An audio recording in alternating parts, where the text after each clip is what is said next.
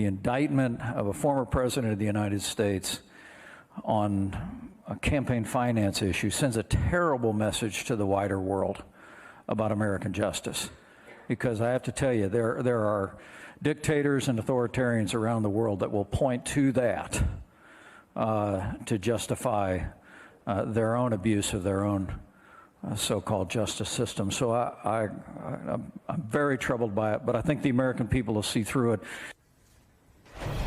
In the past 36 hours, one thing has become abundantly clear. Republicans have decided they're going to stand by their man. So what does this mean for the 2024 race? Back with us are MSNBC political analyst Brendan Buck and former Representative Donna Edwards of Maryland. So, Brendan, how will this shape the 2024 Republican primary that's going to kick off at the beginning of next year? Well, I think it's telling, first of all, that not a single one of his real rivals saw this as an opening.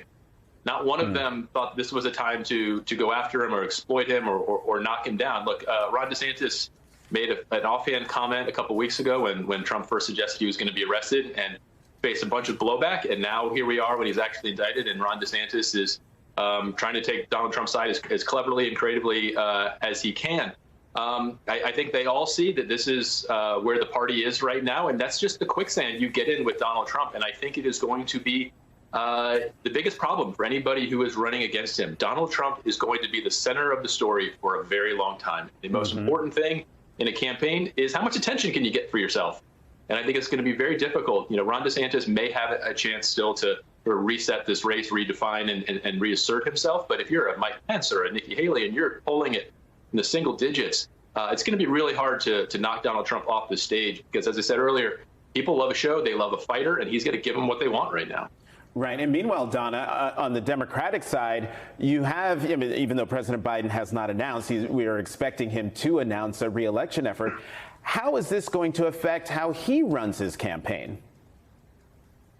Well, I mean, I actually think that President Biden's strategy is going to be, and probably should be, you know, keep your head down, continue to talk about your agenda. Don't respond to every tit for tat that either Donald Trump or his allies offer up. Let them run their presidential primary and let him run his presidential primary going out into the states. I do think people want to talk about their lives and what's happening in their lives. And so this is going to get old for the Republican Party and for all of those candidates to continue to be mired in the Trump show.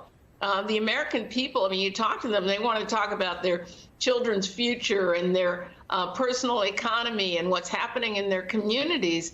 And I think that offers Biden a way through all of this mess. And it's not shocking to me at all that Republicans are aligning themselves with Donald Trump. They've had an opportunity to send him to the trash heap many times, and they haven't taken it. And this time is no different. You know, Brendan, I want you to take a quick listen to former Attorney General Bill Barr yesterday on Trump's indictment.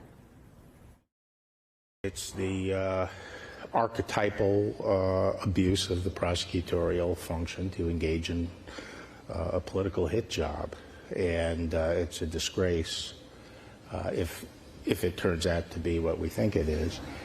Politically, it's going to be damaging, I think, to the Republican Party simply because I think it's a no-lose situation for the Democrats. I think the impetus is really to help Trump get the nomination, and legally, I think it's from what I understand, it's a pathetically weak case.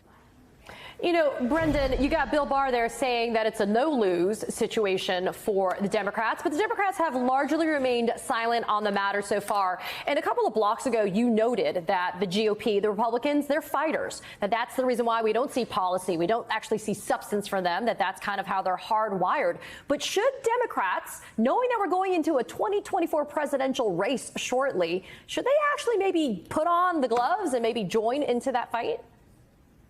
I totally understand why they're not. But here again, this is where Donald Trump sort of defines the narrative and the tone. He is saying this is political, so they're saying, whoa, whoa, whoa, it's not political. I mean, they're responding very clearly to him and worried about what he would say if somebody does take off the gloves.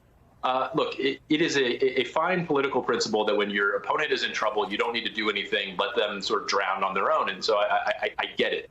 It is also a risky proposition to allow Donald Trump to sweep into the GOP nomination and become very close to being president again. It feels a lot like with Hillary Clinton when they were very happy that Donald Trump was their nominee. I know that been reported that the Biden White House likes the idea of a rematch. I just think that not that necessarily they could decide who the nominee is, but they seem to be taking a little for granted that they can beat him easily in general. And look, if Donald Trump is the Republican nominee, and I think it's very likely that he will be, there's a very real chance he becomes president again. I think they need to take that pretty seriously.